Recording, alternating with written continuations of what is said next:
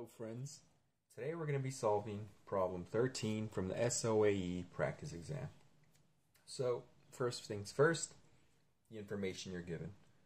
You're given that 0.1,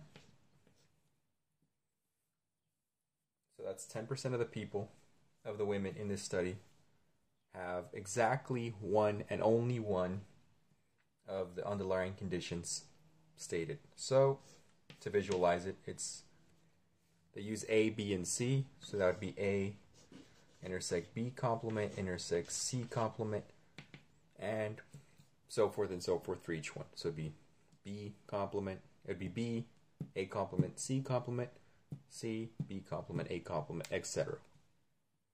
We're also given that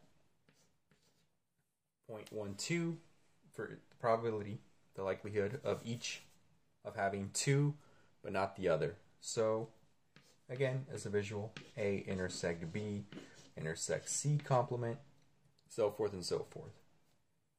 And we're also given that the likelihood of having all three risk factors, A, B, intersect C, given, so that's an important word right there, you're given A intersect B, that this is equal to 1/3. And we're being asked to find the probability of having none of the underlying conditions, given that you don't have A. So I'd like to start with a little visual, because I think it helps underline what exactly it is you're doing when you're solving this problem. So what you essentially have is this Venn diagram here, A, B, C, and what you're given is you're given this point here, here, here, you're given this, this, and this. So you don't have this intersection here. And what you're trying to find is essentially all of this given A complement.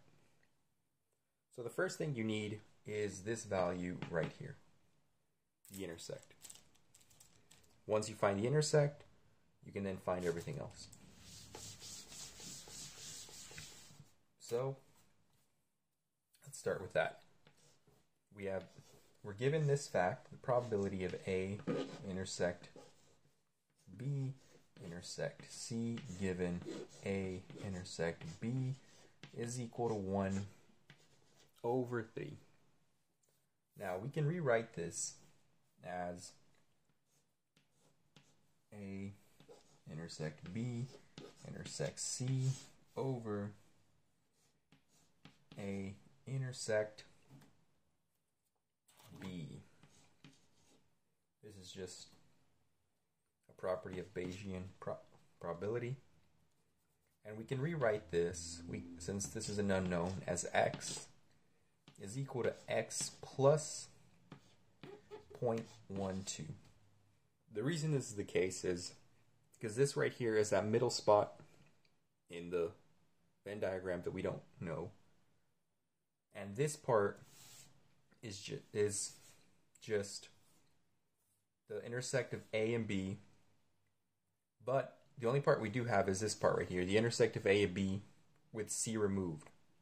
So it's just, this is the A and B with C removed, plus that little part here where they all intersect. And this is all equal to 1/3. So we can solve for x. I won't go through the whole process, but just move term here, then you subtract combine like terms, and you end up with x being equal to 0.06. From here, what we do, given that we found this intersect, we can now start working on finding the actual probability being asked, which is this probability right here, AC B complement intersect C complement, given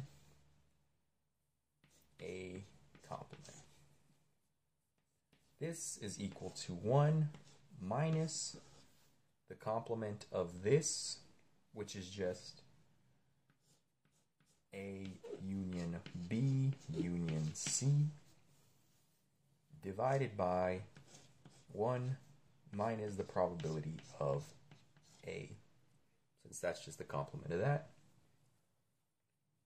So from here, we can write each of these down.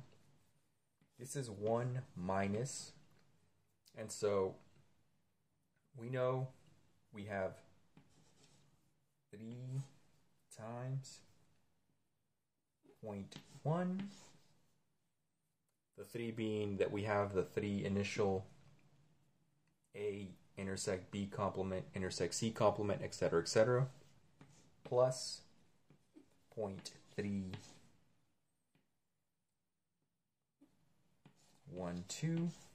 This is the 2 excluding 1 minus plus 0.06, the intersect that wasn't taken into account.